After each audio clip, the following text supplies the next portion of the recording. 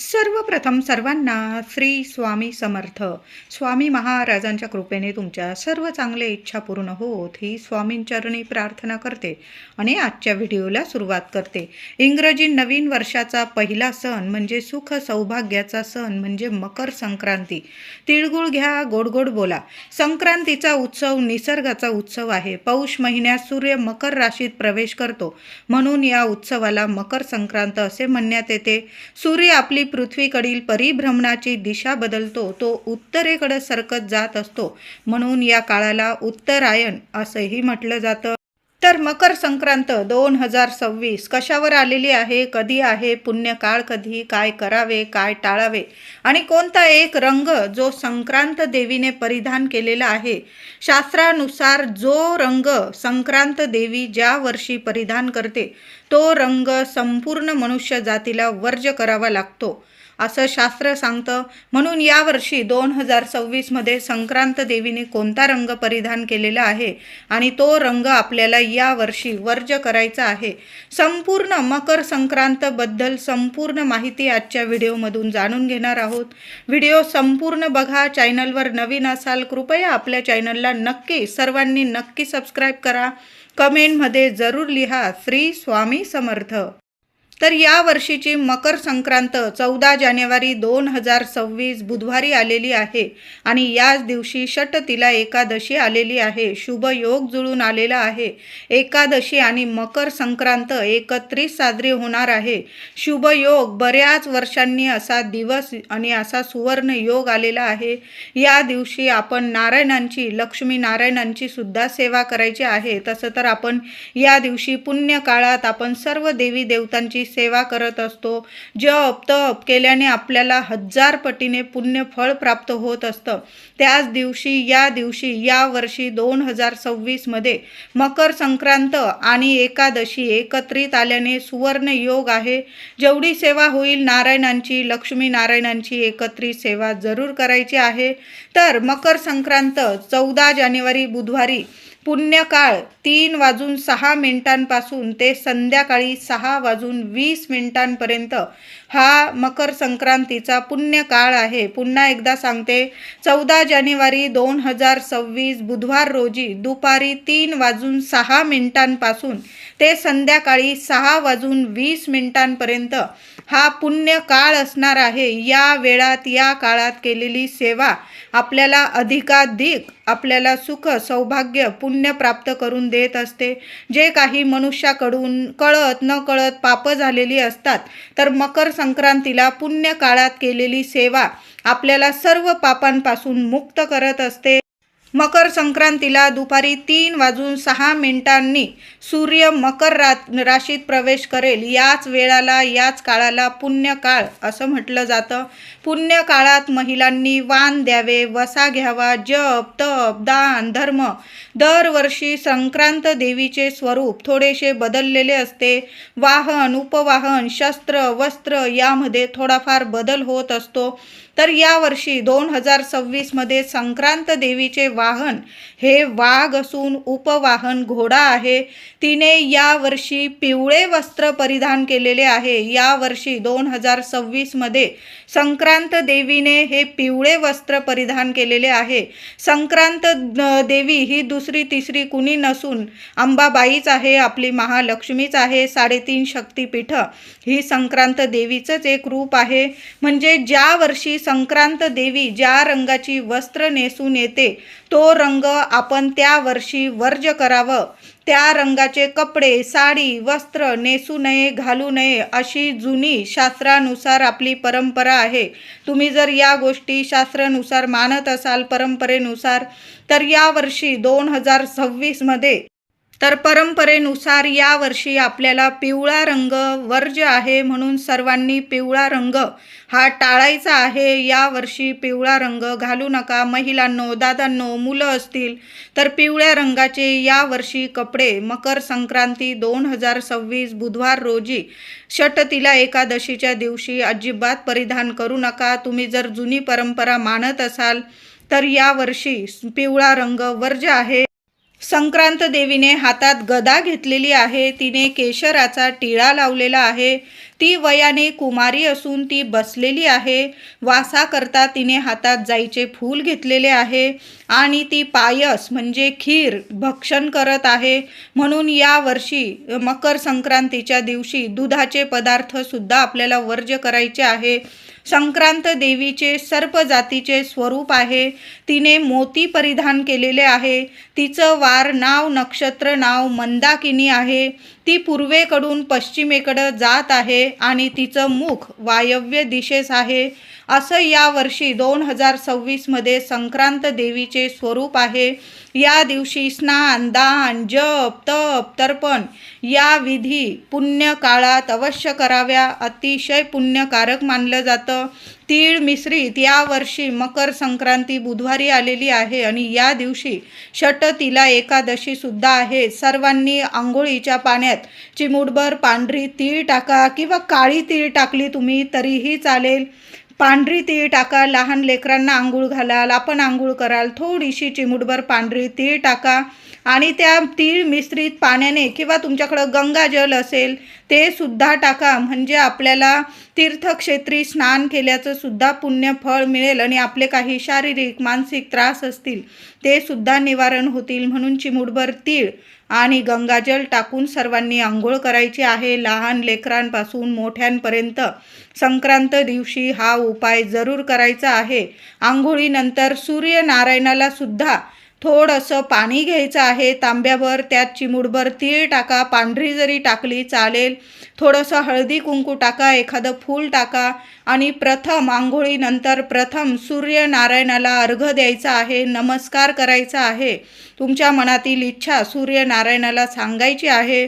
तुमचं आयुष्य तेजस्वी होणार आहे. आयुष्यभर सुख समृद्धी मिळेल तुम्हाला. तुमच्या आयुष्यातील जो अंधार आहे, जे दुःख आहे, त्रास आहे, संपूर्ण निवारण होईल आणि सूर्यनारायणाची या दिवशी जरूर सेवा करा. सूर्यनारायणाची सेवा झाल्यानंतर महिलांनो दादांनो देवघरातील देवांची छान अशी पूजा सेवा करायची आहे. नंतर शिव मंदिरात सुद्धा जायचं आहे. या दिवशी थोडंसं पाण्यात पांढरी तीळ टाका किंवा काळी तीळ टाका. दूध पाणी तीळ टाकून पाणी हे महादेवांना अभिषेक करायचा आहे. बेल फूल अर्पण करायचं आहे. काहीतरी गोडाधोडाचा नैवेद्य दाखवा. तुम्ही तीळ गुळाचा नैवेद्य दाखवा महादेवांना आणि घरी येताना थोडंसं तीर्थ आपल्या घरी घेऊन या. मुलाबाळांना द्या किंवा महादेवांसमोर जरी पिलं तरीही चालेल. या दिवशी महादेवांची सुद्धा सेवा करायची आहे आपल्याला. या दिवशी तीळ हवन करावे, तीळ दान करावे. तीळ हवन तुम्हाला नाही जमलं महिलांनो एवढं जास्त हवन वगैरे करायला, तर आपण संध्याकाळी जो कापूर जाळतो ना घरात, त्यात जरी चिमूटभर पांढरी तीळ किंवा काळी तीळ, तुम्ही 2 लवंगा जाळू शकतात, थोडीशी तीळ, लोबान, गुगल, एखादा तेजपत्ता, संपूर्ण घरात हा कापूर धूप पसरवा. म्हणजे तीळ हवन केल्याचं आपल्याला पुण्य फळ प्राप्त होणार आहे. या दिवशी थोडी का होईना मूठ सव्वा मूठ तीळ दान अवश्य करा. काळे दान करा. ज्यांना 7.5 आहे त्यांनी काळे तीळ दान करा. ज्यांना 7.5 नाही, तुमच्याकडं पांढरी तीळ आहे, तुम्ही मूठ सव्वा मूठ तीळ दान अवश्य करा. एखाद्या गरीबाला द्या किंवा गोशाळेत वगैरे एखादी म्हणजे गाय सांभाळणारी ती माऊली असते किंवा दादा असतो, त्या व्यक्तीला जरी तुम्ही तीळ दान केली ना, किंवा तुमच्या इथं जर ब्राह्मण असतील तर ब्राह्मणांना सुद्धा तुम्ही दान करायचं आहे. या दिवशी तुम्ही दान केलेलं तुम्हाला इतकं फळ देऊन जाणार आहे. पण पुण्य काळातच आपल्याला या गोष्टी करायच्या आहे. यामुळे सर्व न कळत झालेल्या पापांचा नाश होतो आणि सर्व सुख सौभाग्याची प्राप्ती होते. मुलांना काही अडचणी असतील, मुलांच्या हाताने सुद्धा तुम्ही तीळ दान करू शकता, गूळ दान करू शकता. अन्न, तीळ, गूळ, वस्त्र, सोनं ही दाने पुण्य काळात खूप फलदायी पुण्यकारक ठरतात. एखादे ब्राह्मण बुवा असतील, भटजी असतील, त्यांना सुद्धा तुम्ही एक वेळेचं भोजन होईल एवढं अन्नदान करू शकता. म्हणजे तुम्ही गहू, तांदूळ, गव्हाचं पीठ, गुळाचा खडा, तूप या गोष्टी, मीठ या गोष्टी एखाद्या भांड्यात काढा, बॅगमध्ये काढा आणि सर्व तुम्ही ब्राह्मणाला दान करू शकता. त्याचबरोबर वस्त्र किंवा सोन्याचं दान करायचं असेल या पुण्य काळात खूप फलदायी ठरणार आहे.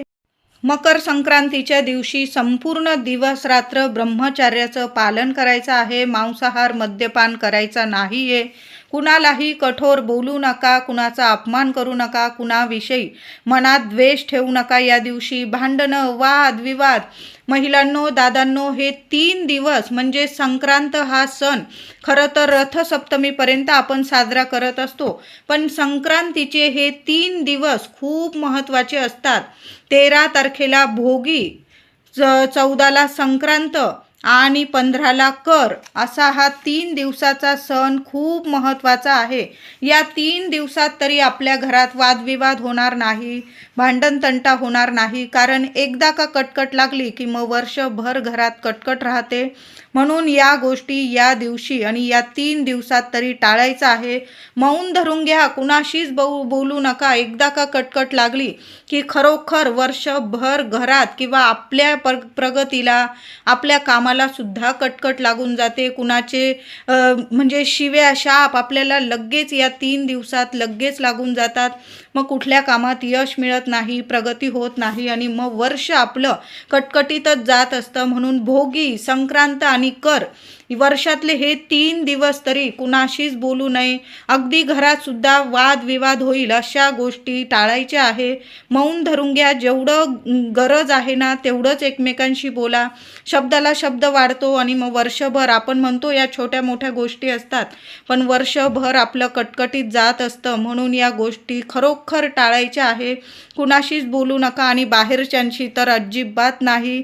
यामुळे त्यांचं तर काही जाणार नाही, पण आपल्या घरात कटकट होईल, वादविवाद होईल. या 3 दिवसात तरी या गोष्टींची काळजी सर्वांनी नक्की घ्यायची आहे. त्याचबरोबर गाई म्हशींची धार काढणं संक्रांतीच्या पुण्य काळात काढू नये. वृक्ष गवत तोडणे या गोष्टी टाळायच्या आहे. महिलांनो दादांनो, या दिवशी एकादशी सुद्धा आलेली आहे. तुम्हाला या दिवशी तुम्हालाच काय, आपल्या सर्वांनाच भगवान श्री हरी विष्णूंची सुद्धा सेवा करायची आहे. मग तुळस तर आपल्याला लागणार. आपण एक तरी पान, आपण तुळशीचं एक तरी पान आपण भगवान विष्णूंच्या, बाळकृष्णाच्या मूर्तीला अर्पण तर करणारच. मग भोगीच्या दिवशी सुद्धा तुळस तोडू नका, संक्रांतीला सुद्धा नाही आणि करीच्या दिवशी सुद्धा नाही. तुम्ही फुलवाल्या दादांकडून विकत आणा किंवा 2 दिवस आधी तुम्ही थोडीशी तुळस तोडून ठेवली आणि नीट एखाद्या ठिकाणी ठेवून दिली, थोडंसं पाणी शिंपडून, तर ती तुळस तुम्ही भगवान श्री हरी विष्णूंना एकादशीच्या म्हणजे मकर संक्रांतीच्या दिवशी अर्पण करू शकता. पण त्या 3 दिवसात तरी आपल्या घरातली दारातली तुळस तोडू नका, मंजुळा तोडू नका. सेवेला तर तुळस लागणार आहे, ती विकत आणा तुम्ही. नाही तर 2 दिवस आधी तरी तुळस तोडून ठेवा, एखाद्या नीट ठिकाणी ठेवा, थोडं पाणी शिंपडून ठेवा, म्हणजे पानं टवटवीत राहतील. याची काळजीसुद्धा महिलांनो, छोट्या मोठ्या गोष्टी असतात, पण वर्षभर आपलं सुख समृद्धी, सुख सौभाग्य यात दडलेलं असतं. म्हणून या गोष्टी नक्की करा. संक्रांतीच्या दिवशी एकादशी आल्याने श्री विष्णूंचा मंत्र जप करायचा आहे. ओम नमो भगवते वासुदेवाय नमः, ओम नमो भगवते वासुदेवाय नमः. दिवसभर जरी तुम्हाला कुणाशी बोलू नका, फक्त या मंत्राचा जप करायचा आहे. देवांना तिळगुळ अर्पण करा, गोडाधोडाचा नैवेद्य दाखवा. तुळशी माऊलीची सुद्धा या दिवशी दिवस रात्र सेवा करायची आहे. म्हणजे सकाळी पण आंघोळीनंतर आपण सूर्यनारायणाची सेवा झाल्यानंतर तुळशी माऊलीला हळदी कुंकू फुलं अक्षता अर्पण करा. दिवा लावा तुपाचा, संध्याकाळी सुद्धा दिवा लावा. म्हणजे या दिवशी एकादशी आहे. तशी तर आपण सर्व महिला तुळशी मातेची सेवा करतो, पण या दिवशी लक्ष देऊन आपण सेवा करायची आहे. श्री विष्णूंची विष्णू सहस्त्र नामावलीची सेवा दादांनो महिलांनो जरूर करा. तुम्हाला नाही पाठ तर तुम्ही यूट्यूबवर ऐकलात, एक म्हणजे सहकुटुंब सहपरिवार तुम्ही शांत बसलेला आहात तेव्हा तुम्ही लावून दिलं आणि ते कानावर पडले शब्द ना, तरीही त्याचा परिणाम आपल्या वास्तूला सुद्धा म्हणजे चांगला मिळतो. आपली वास्तू नेहमी तथास्तु म्हणते आणि अशा शुभ तिथींना आपण आपल्या देवांची सेवा ऐकतो, श्रवण करतो, त्यावर सुद्धा वास्तूवर सुद्धा चांगला परिणाम होतो. वास्तूतील जी नकारात्मकता असते, वास्तुदोष असतात, पितृदोष असतात, घरातल्या व्यक्तींना काही ग्रहदोष असतात, देवांच्या कृपेने संपूर्ण नष्ट होतात आणि वास्तू नेहमी प्रसन्न राहते, सकारात्मक राहते आणि वर्षभर आपल्याला सुख सौभाग्य प्रदान करत असते. भगवान श्रीहरी विष्णू लक्ष्मी मातेच्या कृपेने आपल्या घराची भरभराट होते. म्हणून या दिवशी, या वर्षी एकादशी आणि मकर संक्रांत एकत्र आलेले आहे. भगवान विष्णूंची जेवढी सेवा होईल ना तेवढी नक्की करा महिलांनो. आता भगवान श्रीहरी विष्णूंची सेवा करत आहोत तर सुख सौभाग्य प्रदान करणारी देवी लक्ष्मी माऊलीची सुद्धा सेवा करायची आहे. माता लक्ष्मीची मूर्ती असेल, श्रीयंत्र असेल, किमान 11 वेळा 21 वेळा माऊलीच्या मूर्तीवर श्रीयंत्रावर ओम श्रीम नमहा, ओम श्रीम नमहा आदी देवी लक्ष्मीला कुंकुमार्चन करा. आणि मग आपल्याला वाण द्यायचा आहे, सवाष्ण पूजन करायचं आहे. महिलांनो, आधी देवघरातील देवी आईला हळदी कुंकू अर्पण करा, देवी आईला वाण द्या. तिची ओटी भरायची असेल भरू शकता, नाही करता आलं किमान देवी आईला गोडाधोडाचा नैवेद्य दाखवा आणि देवी आईला कुंकुमार्चन करा. एखादी वेणी अर्पण करा, लाल गुलाब किंवा कमळाचं फूल, जसं आपण श्रीहरी विष्णूंना तुळस अर्पण करणार आहोत, झेंडूची फुलं अर्पण करणार आहोत. या दिवशी पिवळी झेंडूची फुलं आणण्यापेक्षा तुम्ही केशरी फुलं आणली तरीही चालेल, कारण केशराचा टिळा या वर्षी देवी आईने लावलेला आहे. केशरी झेंडूची फुलं मिळाली तर देवांना केशरी झेंडूची फुलं अर्पण करा.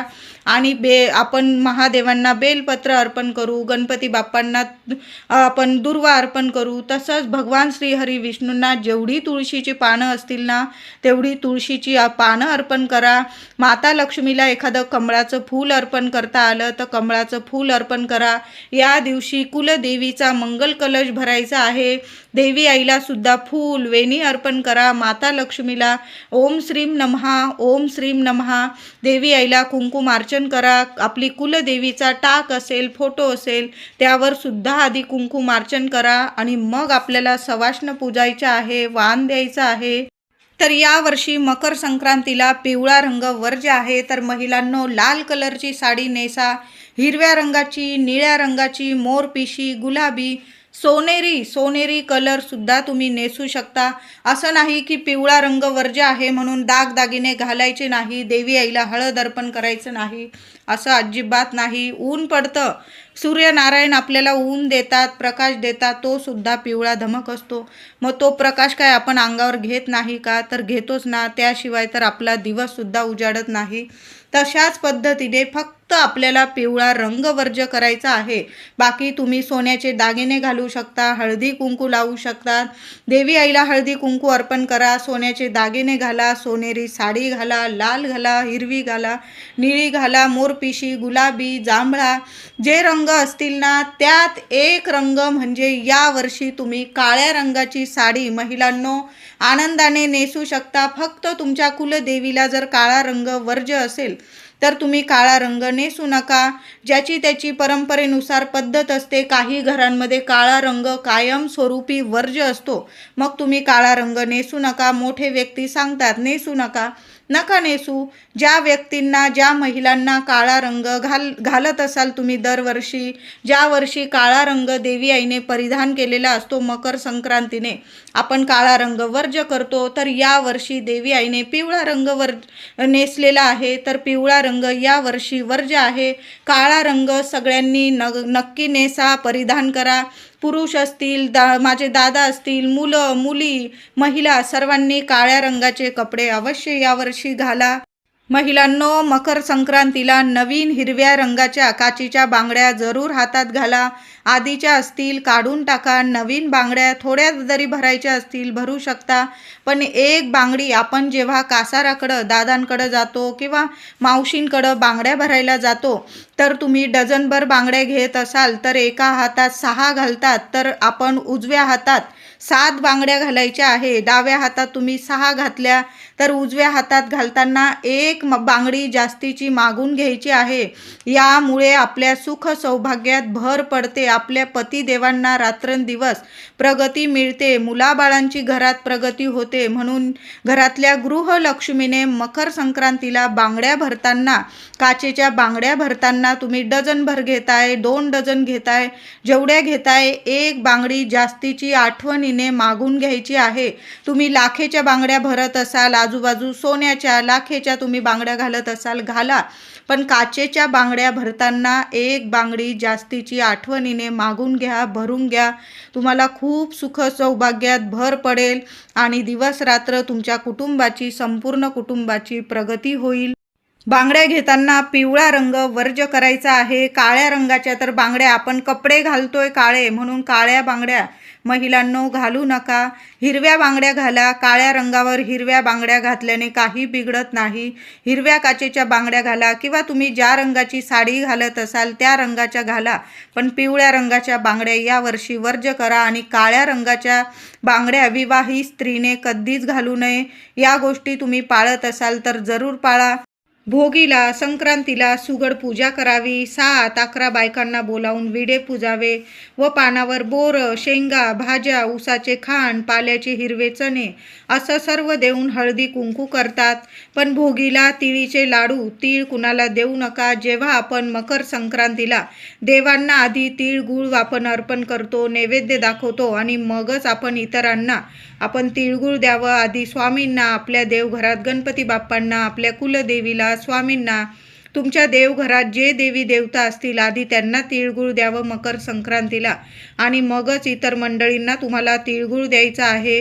भोगीच्या दिवशी तुम्ही जरी लाडू केलेले असतील तरी पण लाडू तीळ कुणाला देऊ नका. ह्या दिवशी जेवणात तीळ टाकून जेवण बनवावे. मिक्स भाजी, तीळ लावून भाकर, वांग्याची तीळ लावून भाजी. संक्रांतीलाच आपल्याला तीळ घरातून वाटायचे आहे. ज्याची त्याची परंपरा ही वेगवेगळी असते. गावागावातील आपापली परंपरा, मोठ्यांची शिकवण आपण जपलीच पाहिजे.